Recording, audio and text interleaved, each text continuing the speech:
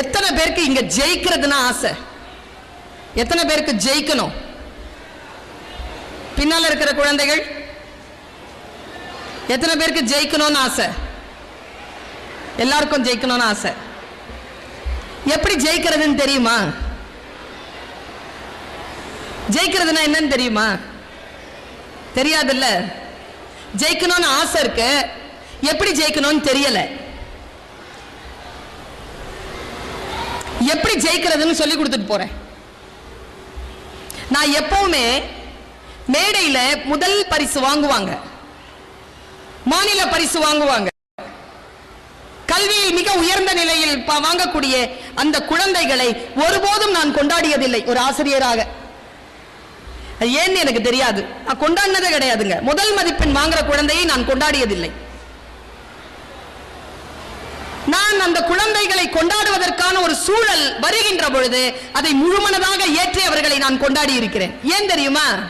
அந்த குழந்தைக்காக இல்ல, ஜெயிக்கிறதுனா என்ன, ஜெயிச்சிட்டா என்னென்ன கிடைக்கும்னு மற்ற குழந்தைகள் தெரிந்து கொள்ள வேண்டும் என்பதற்காகவே அந்த கொண்டாட்டங்களில் நான் கலந்து கொள்வது வழக்கம். நான் ரொம்ப அதிகமா மார்க் வாங்குற பொண்ணெல்லாம் கிடையாதுங்க. ரொம்ப சுமாரா படிக்கிற புள்ள. நான் ரொம்ப சுமாரா தான் படிப்பேன். இந்த கைத்தட்டுற பிள்ளைகள் இருக்காங்கல்ல, அவங்களுக்கு அந்த வலி தெரியும். சுமாரா படிக்கிறதுனா என்ன அப்படிங்கிற வலி தெரியுறதுனால தான் கை தட்டுறாங்க. இந்த பெற்றோர்களுக்கு ஒரு விஷயம் சொல்றேன். குழந்தைகள் மொத்தம் 3 வகை. குழந்தைகள் மொத்தம் 3 வகை பெற்றோர்களுக்கு சொல்றேன். ஒரு வகை புத்திசாலி, நல்ல மார்க் வாங்குங்க, அடியே வாங்காது, ஃபர்ஸ்ட் கிளாஸா படிக்கும். ரெண்டாவது வகை ஒண்ணு இருக்கு, அது திறமைசாலி, அதுவும் அடி வாங்காது, என்ன மாதிரி பாடம் ஆடும் பேசும், பாஸ் பண்ணிடும், அவமானப்படாது. மூணாவது வகைன்னு ஒண்ணு இருக்குது, அது மேக்சிமம் எல்லா வீட்லயும் இருக்கும். 30 பிள்ளைங்கன்னா 5 புத்திசாலி 5 திறமைசாலி, மீதி இருக்கக்கூடிய 20 இருக்குல்ல, அதுக்கு புலி மூட்டைன்னு பேரு. அது படிக்கவும் செய்யாது, அது பிரைஸும் வாங்காது, வீட்டுல சும்மா இருக்கும். அந்த மாதிரி இருக்கக்கூடிய பெற்றோர்கள் இங்க இருந்தீங்கன்னா, அந்த மாதிரி குழந்தைகள் வீட்டில் இருந்தாங்கன்னா, நான் ஒரு விஷயத்தை இன்னைக்கு சொல்றேன், நீங்க எழுதி வச்சுட்டு போங்க. நீங்கள் தான் அதிகமான பாக்கியம் செய்தவர்கள். ஏன் ஏன் ஏன் ஏன்னா அந்த சைலண்டா இருக்குது பாரு, நிறைய புத்திசாலித்தனம் ஒண்ணும் கிடையாது, ஒரு திறமையும் கிடையாது, சுமாரா இருக்கிறது இருக்குல்ல, அதுங்க தான் இந்த புத்திசாலியையும் இந்த திறமைசாலியையும் நிர்வகிக்க போகிற நிர்வாகிகள்.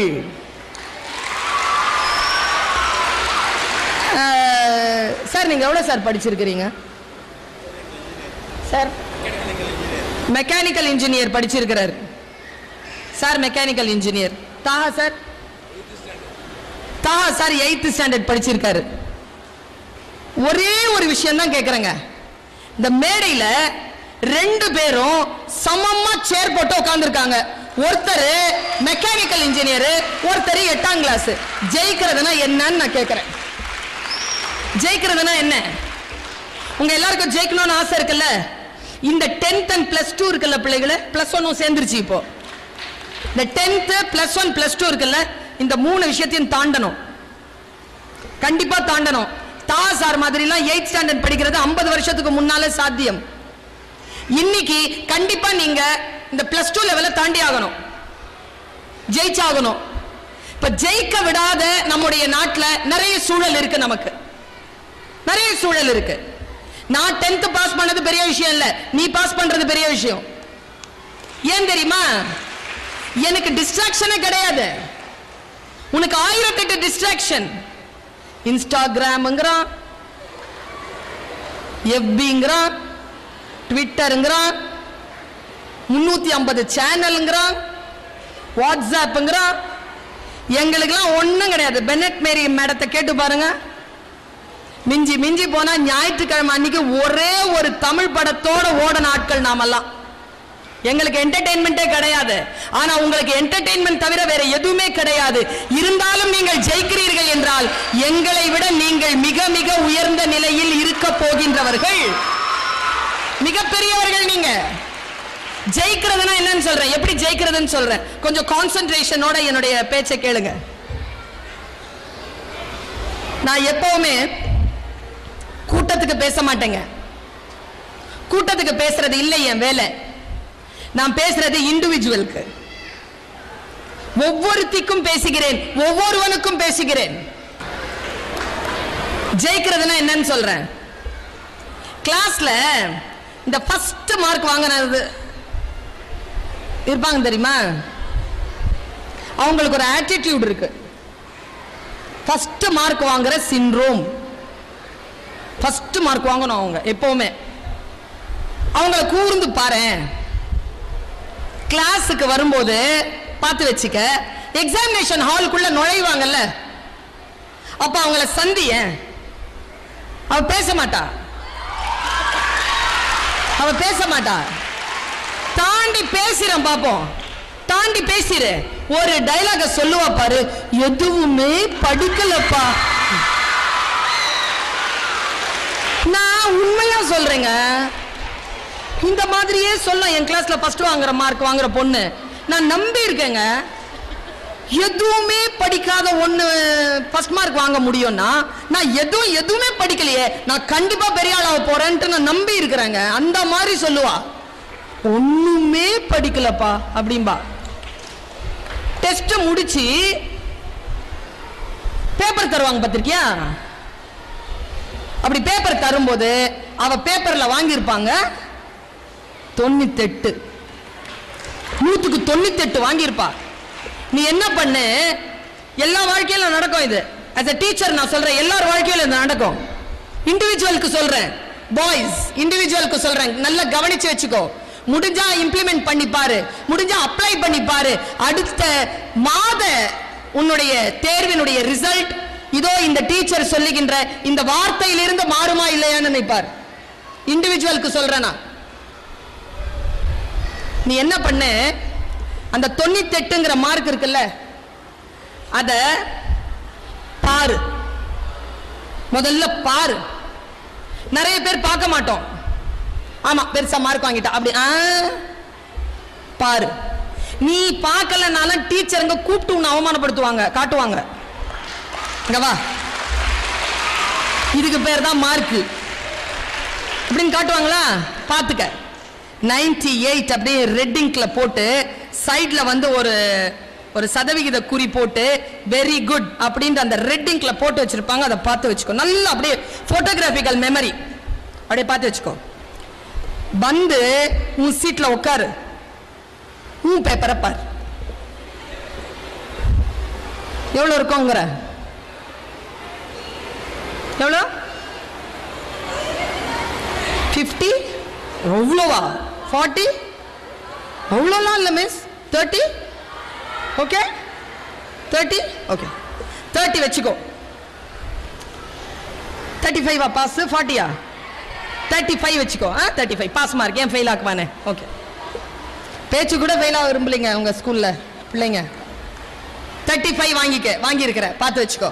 இது 35 மட்டும் இல்ல, 30, 28, 18, 10, 9, 8, 6, 2 எது இருந்தாலும் உண்டு பார்த்து வச்சுக்கோ. ஓகேவா?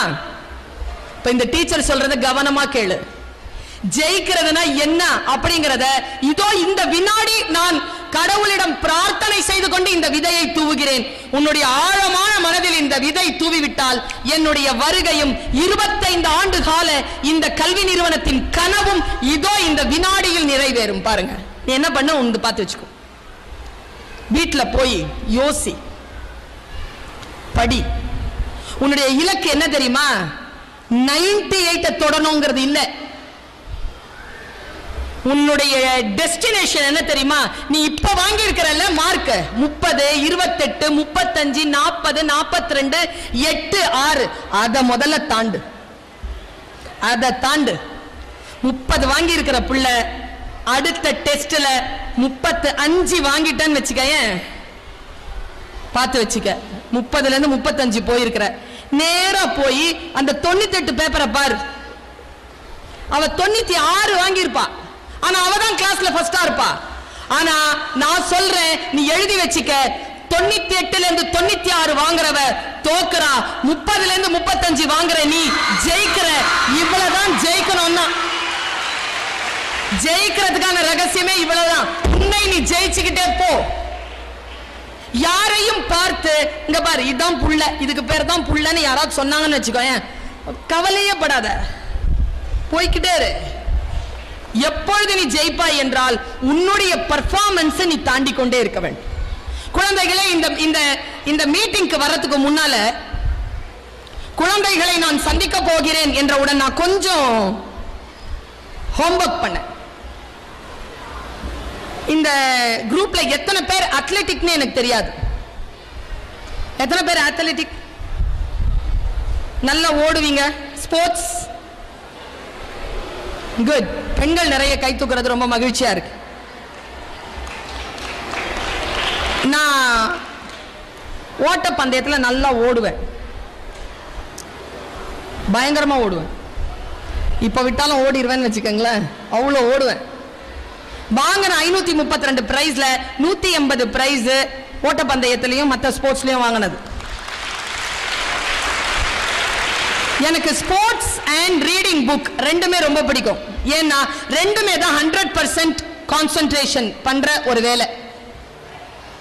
நீ விளையாடுறனா விளையாடுறதை தவிர்த்து வேற எதுவும் செய்ய முடியாது, புத்தகத்தை வாசிக்கிறனா வாசிக்கிறதை தவிர்த்து வேற எதுவும் செய்ய முடியாது. 100% தியான நிலையில் இருப்பது ஸ்போர்ட்ஸ் மற்றும் ரீடிங் ரெண்டு தான். நான் லைப்ரரியிலயும் இருப்பேன், கிரவுண்ட்லயும் இருப்பேன். சாதாரணமா லைப்ரரியில இருக்கிற பிள்ளைங்க கிரவுண்ட்ல இருக்காது, கிரவுண்ட்ல இருக்கிற பிள்ளைங்க லைப்ரரியில இருக்காது. நான் ரெண்டுத்துலயும் இருப்பேன்.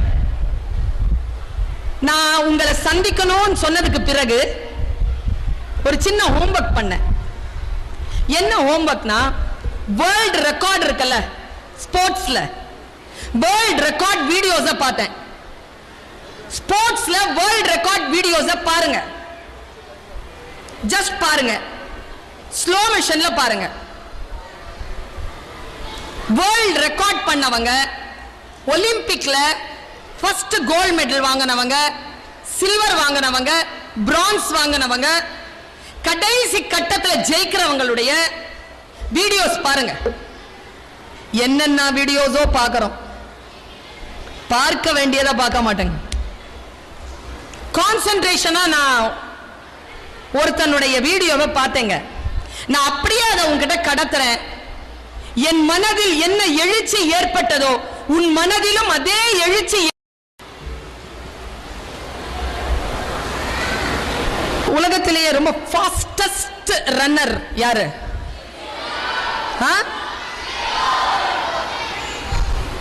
எல்லாருக்கும் அந்த பேர் தெரியுது, அதுவும் முக்கியமா இளம் குழந்தைகளுக்கு தெரியுது.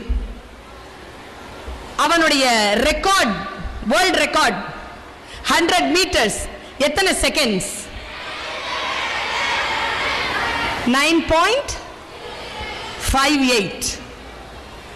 9.58 அவனுடைய ரெக்கார்ட். நல்ல கான்சென்ட்ரேஷனோட என்னுடைய பேச்சை கேளு. 2011 ஒலிம்பிக்ல ஒரு பெரிய போட்டியில, ஓட்ட தடகள போட்டியில ஓட்டப்பந்தயத்துக்கு வரிசை கட்டி நிக்கிறானுங்க. அதுல உசேன் போல்ட் அப்படிங்கிற ஒருத்தன் ஜமாய்க்கால இருந்து வந்திருக்கான். yellow டி-ஷர்ட் போட்டிருக்கான், பனின் போட்டிருக்கான், ஹாஃப் பனின் போட்டிருக்கான். அதுல வந்து ஜமாய்க்கான்னு கிரீன்ல எழுதி இருக்கு, கிரீன் அண்ட் ரெட் கலந்து இருக்கு. அந்த பனியன், கட் பனியன் போட்டிருக்கான். அவன் கரெக்டா வந்து உட்கார்ந்தான். கரெக்டா உட்கார்ந்துட்டு 2011 ஒலிம்பிக் ஃபைனல் கோல்ட் மெடலுக்கான ஃபைனல் காம்படிஷன்ல உசைன் போல்ட் வந்து உட்கார்றான். 5th 6th இருக்கிறான் ரோல. நான் அவனை கூர்ந்து பார்க்கிறேன். எனக்கு ஜெயிக்கிறதுனா ரொம்ப பிடிக்கும். ஜெயிக்கிறதுங்கிறது டெக்னிக், இட்ஸ் a strategy. கரெக்டா போட்டான அடிச்சிடலாம். ஐஏஎஸ் ஆபீசர் ஆவறதும் அப்படிதான், ப்ரொஃபசர் ஆவறதும் அப்படிதான், இந்த இந்திய நாட்டிற்கு பிரைம் மினிஸ்டர் ஆவறதும் அப்படிதான். கரெக்டா ஸ்ட்ராட்டஜி போட்டு அடிச்சுட்டா ஆயிடலாம். ஸ்ட்ராட்டஜி தெரியணும் நமக்கு. பல நேரங்களில் ஸ்ட்ராட்டஜியே தெரிய மாட்டேங்குது. அதனால் தான் திறமை இருக்கின்றவர்கள் எல்லோரும் தோற்று போகிறார். அவன் உட்கார்ந்தாங்க, கன் ஷாட் ஆச்சுங்க. என்ன ஆச்சுன்னு தெரியல. அவன் கன் ஷாட் பண்றதுக்கான அந்த ஒரு செகண்ட்க்கு முன்னால ஓடிட்டான். He was disqualified. In 2011, Usain Bolt disqualified. Disqualify பண்ணப்பட்ட அவனை நான் கூர்ந்து பார்க்கறேன், ஜூம் பண்ணி பார்க்கறேன். என்கிட்ட இருக்கிறது ஐபோன், என்னால ஜூம் பண்ணி பார்க்க முடியும் வீடியோஸ. ஜூம் பண்ணி பார்க்கறேன். பனியனை அப்படி கழட்டிட்டு கீழே துப்புறான். முகமெல்லாம் கடுப்பு. தோத்தா கூட அவ்வளவு அவன் தாழ்ந்து போயிருக்க மாட்டாங்க. அவன் தப்பு பண்ணி போட்டியிலிருந்து விலக்கப்பட்டான். போட்டியிலிருந்து விலக்கப்படுறதுனா எவ்வளவு பெரிய வலிங்கிறது போட்டியாளராக இருக்கக்கூடிய எனக்கு தெரியும். அது பெரிய அவமானங்க. தோத்தா கூட அவமானம் இல்லை. எது தெரியுமா அவமானம்? நம்ம லைஃப் வந்து பாக்ஸிங் மாதிரி தான். என்ன கேட்டா எப்ப தெரியுமா தோல்வி டிக்ளேர் பண்ணுவாங்க? அடிச்சு கீழே விழுந்துட்டா தோல்வி டிக்ளேர் பண்ண மாட்டாங்க. நீ எழமாட்ட வாய்ப்பு கொடுத்த பொழுது எழுந்திருக்கலன்னா தோல்வி டிக்ளேர் பண்ணிடுவாங்க. அதான் வாழ்க்கை. தோக்கலாங்க, டிஸ்குவாலிஃபை ஆகக்கூடாது. என்ன கேட்டா பாக்ஸிங்ல தோக்கிறது இல்ல, டிஸ்குவாலிஃபை ஆகிறது தான். நின்னு அடிக்கணும் இல்லையா? அவன் தோக்கலைங்க, டிஸ்குவாலிஃபை பண்ணப்பட்டான். அவன் முகத்தை நான் பார்க்கிறேன், என் மனசு அரட்டுது. என்னடா பண்ண போற? என்ன பண்ண போற? தோத்துட்ட. நான் எங்க வியக்கிறேன் நான் குழந்தைகளை உங்களுக்கு சொல்லுகிறேன். 2011ல அவன் டிஸ்குவாலிஃபை செய்யப்பட்டான். ஆனா 2012ல மறுபடியும் வந்து அதே ட்ராக்ல அவன் உட்கார்ந்தாங்க. மறுபடியும் எழுந்திருச்சு வந்தான் பாருங்களேன். அங்கேயும் அவன் ஜெயிச்சிட்டான். முதல்ல குஞ்சு குழுவானுகள் எல்லாம் உசேன் போல்ட் கத்துறல்ல, அப்படி கத்துறதுக்கு காரணம் எனக்கு தெரிஞ்சு அவன் 9.58 எடுத்தது இல்ல. தோற்று போனதற்கு பிறகும் டிஸ்குவாலிஃபை செய்யப்பட்டதற்கு பிறகும் மறுபடியும் அங்கேயே வந்து உட்கார்ந்தான் பாரு. அதனால் தான் குழந்தைகள் எல்லோரும் அவனை வரலாற்று நினைவுபடுத்தி கொண்டிருக்கிறார்கள் நான் நினைக்கிறேன். Never give up. Never give up. Whatever it may be. Don't quit. Never quit. நின்னு களமாடு. தோத்தாலும் பரவாயில்ல, மறுபடியும் ஜெயிக்கலாம். ஆனா களத்தில் இருந்து நாம் அப்புறப்படுத்தப்படக்கூடாது. வந்தாங்க. இப்போ உங்க எல்லாருக்குமே ஒரு क्वेश्चन கேட்கிறேன். உசேன் போல்ட் ஓடுறான். இந்த வாட்டி கரெக்டா ஓடுனான். அவனுடைய பார்வை எங்கெங்க இருந்திருக்கும்? எனிபாடி? அவன் வேர்ல்ட் ரெக்கார்ட் பண்ணான். தோத்து டிஸ்குவாலிஃபை பண்ணப்பட்டு அடுத்த காம்படிஷன்ல கலந்துகிட்ட உசேன் போல்ட் அந்த காம்படிஷன்ல வேர்ல்ட் ரெக்கார்ட் பண்றான். அவன் ஜெயிக்கல, வேர்ல்ட் ரெக்கார்ட் பண்றான். அவன் ரெக்கார்ட அடுத்த வருஷம் அவனாலே உடைக்க முடியல. 10.63 முடியல அவனால. அவன் அந்த எக்ஸ்பர்ட் சொல்றாங்க அந்த 9.58க்கு முன்னால 0.1 கிட்ட வந்தாலும் நரம்பு வெடிச்சிருமாங்க மனுஷனுக்கு. அதான் மேக்ஸிமம் லிமிட்டா. மேக்ஸிமம் லிமிட்ல அவன் ஓடலாம். எனக்கு என்னன்னா என் குழந்தைகளுக்கு நான் அவன் ஜெயிச்சதை சொல்லி தரணும். ஒருத்தன் அப்படி ஜெயிக்கிறான்னா என்ன ஸ்ட்ராட்டஜி? அவன் பார்வை எங்க இருந்துச்சு தெரியுமா? எங்க பார்த்திருக்கோம்? எங்க இருந்திருக்கோம்? Come on. Final destination gunshot. தப்பு பண்ணிட்டோம்ல, அதனால அங்கதான் இருக்கும் நமக்கு இல்ல. நிறைய ஆன்சர்ஸ் இருக்கு. பக்கத்துல ஓடுறவனுடைய காலு, டெஸ்டினேஷனுடைய ரிப்பன், அவன் அதெல்லாம் பார்க்கலைங்க. நான் வியந்தங்க, எப்படி ஒருத்தன் வேர்ல்ட் ரெக்கார்ட் பண்றான், ஜெயிக்கிறதுனா என்ன ஸ்ட்ராட்டஜி? அவன் பார்வை எங்க தெரியுமா இருந்தது? அவன் பார்வை இருந்த இடம் டைம் போர்டு. அவனுக்கு ஜெயிக்கணும்ன்றது இல்லைங்க. அவனுக்கு தெரியுங்க 9.58 இல்ல 10 பாயிண்ட் தான். 10 பாயிண்ட்க்கு முன்னால் அவன் ஓடிட்டானா அவன் வேர்ல்ட் ரெக்கார்ட் பண்ணிடுவான் அப்படின்ற ஸ்டடி பண்ணிட்டு வந்து அதை பார்த்துட்டு 10 தொடரத்துக்குள்ள தாண்டனான் பாருங்க. அதனால தான் அவன் ஜெயிச்சான். பல நேரங்களில் நாம் பக்கத்தில் இருக்கின்றவர்களை காம்படிஷனா நினைச்சிட்டு இருக்கிறதுனால தான் தோக்குறோம். ஜெயிக்கிறதுக்கான ஸ்ட்ராட்டஜி இது. ஜெயிச்சா மட்டும் பத்தாதுங்க, ரெக்கார்ட் பிரேக் பண்ணணும். நான் ஒன்னு சொல்றேன், நீ எழுதி வச்சுக்க. யார் ஒருவர் காலத்தை கையில் பிடித்துக் கொள்கிறார்களோ அவர்கள்தான் இந்த உலகத்தை ஜெயிக்கிறார்கள்.